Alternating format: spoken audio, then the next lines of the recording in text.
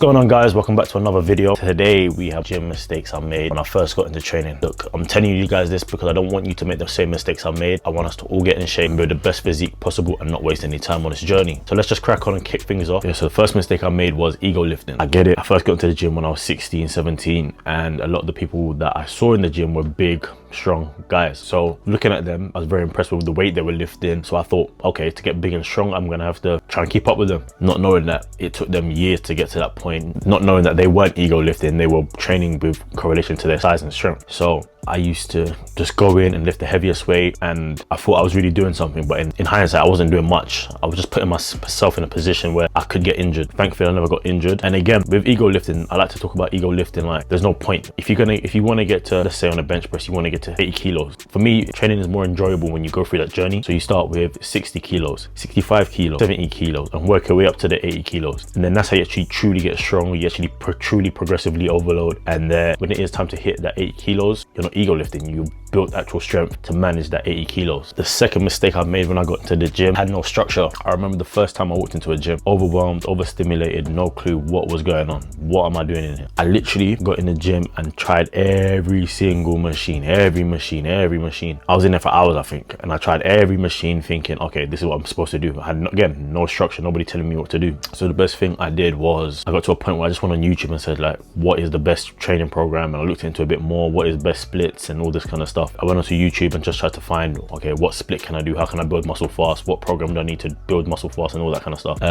Again, it was a bit overwhelming because there was information coming left, right, and center. What I would recommend you do is find a structure. Whatever you're gonna do, if you're gonna run it for 6 weeks. But make sure when you find it, make sure that, okay, you know what, I can commit to this. If I'm gonna do it, I'm gonna commit to it. And if you can commit to it, you have to run it for at least 6 weeks. Running it for at least 6 weeks, you have time to notice any gains you've made, if it works for you, any strength programs. Again, this is if you've just got into the gym. You don't want to be program hopping, because if you're program hopping, you're not really able to measure any progress you made or build the skill of the exercise. I noticed when I nailed in the program I wanted to follow is when I started to make some progress. I nailed it, I didn't really think about it, I didn't really touch it for after a while. I did get a bit stale towards the end of it. It was less thinking for me. I was able to, okay, cool, this is what I'm doing. I'm doing this exercise on this day, I'm doing that exercise on this day. It just took away an element of thinking, overcomplicating. I've noticed with people that go to the gym, they stop and start because they're bombarded with information. Get your program, stick with it, and just run it for a while, and then measure any gains you've made and see if you like it and if it works. And if not, then you try something else,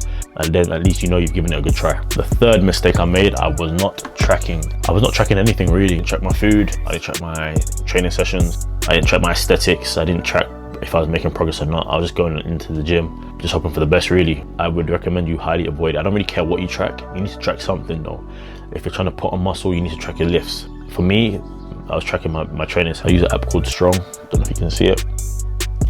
Yeah, but you want to be tracking something. For me, tracking my weights was the game changer. Every time I come to the gym, every time I was doing that program, I would try to get an extra rep or increase the weight. I didn't have to think about it. I just knew, okay, cool.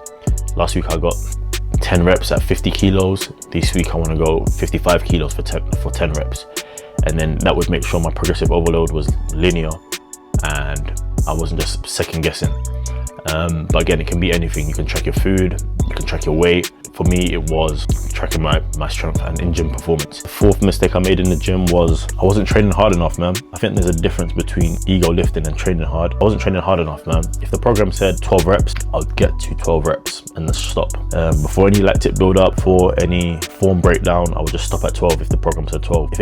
If it ever got slightly uncomfortable, I would just stop the set, then I would just stop. I reckon I would have been in a better position if I actually trained harder and got the muscles to actual muscular failure pretty early on in my programs. You're not going to break down the muscle tissue for it to adapt if you're not training hard enough. That's one of the, even in my recent years, that's the biggest thing I'm really trying to hone in, trying to make my clients understand and people that I train with understand that you need to be training hard. You're not going to be able to build any new muscle tissue if you're not breaking down the tissue. You need to train hard.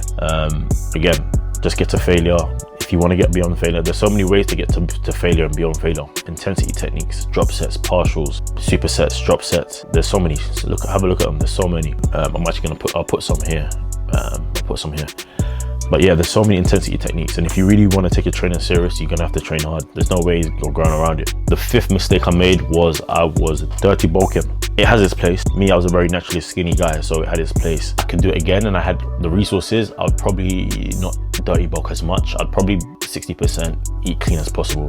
It's still in that surplus. If you're trying to build quality tissue, you need to eat quality foods. It's as simple as that. You're not going to put your body in the best position to build the best muscle tissue. Again, if you're a naturally skinny guy and you got fast metabolism, like I said, it has its place, but if I could do it again, I would focus more on whole foods like whole chicken breasts, whole rice, potatoes, beef, like real quality food. The sixth mistake I made when I got into training was that I was overtraining. Obviously I'm younger, so I got a bit more energy, and you're seeing stuff on YouTube, don't give up, you need to be training hard and all these kind of stuff. Yeah, I agree.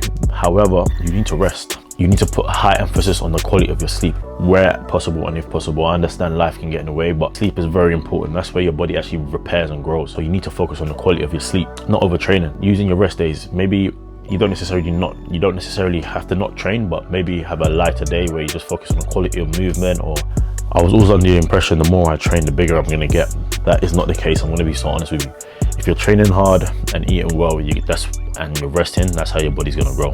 That was the mistake I made. I was overtraining. I didn't let my body rest. I only had one rest day. So I remember that as the days went on in the week, quality of my training dropped. So I wasn't even getting the most out of my training session. It just became pointless me even going to the gym at that point. So I do really recommend that you focus on your recovery. That can be sleep, it can be stretching, it can be mobility work, even your nervous system. If you're training so much, you're lifting heavy, fatigue on your brain, it's gonna take a lot out of you. It's gonna really make you mentally fatigued and physically fatigued. So I really want to put a big emphasis on your recovery. And the last mistake I made was imposter syndrome, and I was looking at other people comparing my physique. I really recommend you don't do that, especially if you're just into the gym. All right, this is your own journey. Enjoy the process. All right, there's going to be people out there bigger than you that you aspire to. That's cool. You avoid the mistakes and stick to your plan and stick to what you need to do. Your time will come. All right, that's one mistake I made, but I gathered on pretty early. Those guys that I saw in the gym that were bigger than me, I always used to ask them for advice and say like, yo bro, how did you get like that? Or what's the secret to getting that big? Or how's my physique looking? What would you improve? I was more of an open book to learning, and that helped me a lot because I was just taking feedback. Okay, cool. My delts need to come up a bit more. Oh, I need to add some oats into my diet. Yeah, it was just simple stuff. So don't compare yourself to other people when you're first getting into the gym, because your time will come. Let's be honest. You've just got into the gym, you're going to be out of shape. That could be skinny or overweight. You can't expect to get to where these guys have been training for 5, 6, 7, 8 years in 6 weeks. It just doesn't work like that. So what you need to do is just enjoy the process, commit to it, enjoy the journey and enjoy the ride.